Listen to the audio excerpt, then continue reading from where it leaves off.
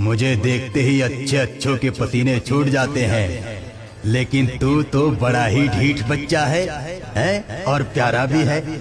तुझे देखकर मुझे दया आ रही है।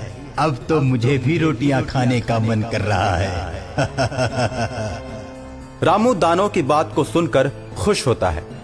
रामू खंडहर के अंदर जाता है तो वहां पर बहुत सारे बच्चों को देखता है, जिनकी आंखें लाल लाल, बड़े बड़े दांत, लंबे लंबे बाल और शक्ल बहुत ही भयानक लगती है।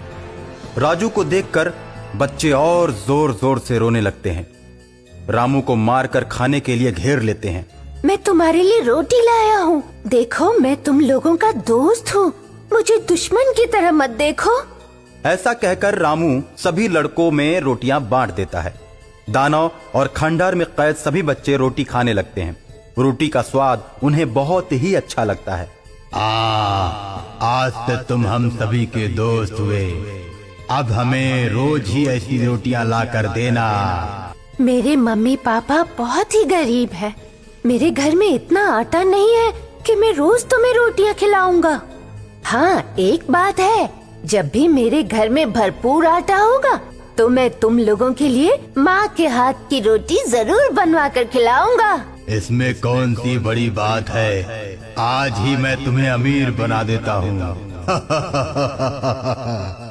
इतना कहकर दानव सोने के सिक्कों से भरा एक बड़ा सा थैला रामू को देता है और कहता है, तुम इसे अपने मम्मी पापा को देना।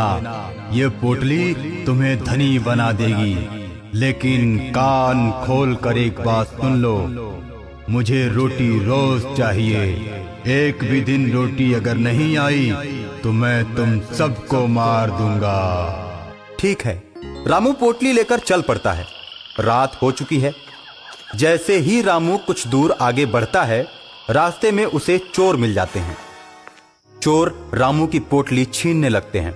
दानव भैया, दानव भैया, दानव भैया, ये देखो, चोर मेरी पोटली छीन रहे हैं। मुझे बचाओ, मुझे बचाओ। रामू की आवाज दानव के कानों तक पहुंच जाती है। दानव रामू की मदद के लिए आ जाता है। दानव भयानक तरीके से हंसता है, जिसे देखकर चोर डर जाते हैं। दानव चोरों को पकड़ लेता है और रामू से कहता है,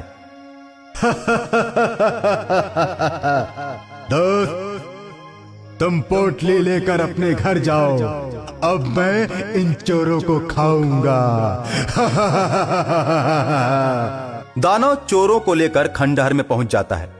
खंडहर में दानव के बच्चे चोरों को मार मार कर मौत के घाट उतार देते हैं और सभी चोरों को खाना चाहते हैं। तब तक रामू रोटी लेकर पहुंचता है। अरे भाई, तुम ये क्या कर रहे हो? फिर से तुम लोगों ने मांस खाना शुरू कर दिया।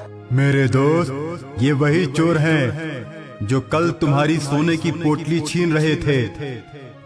ठीक है रामू, तो तुम बताओ कि तुम क्या चाहते हो?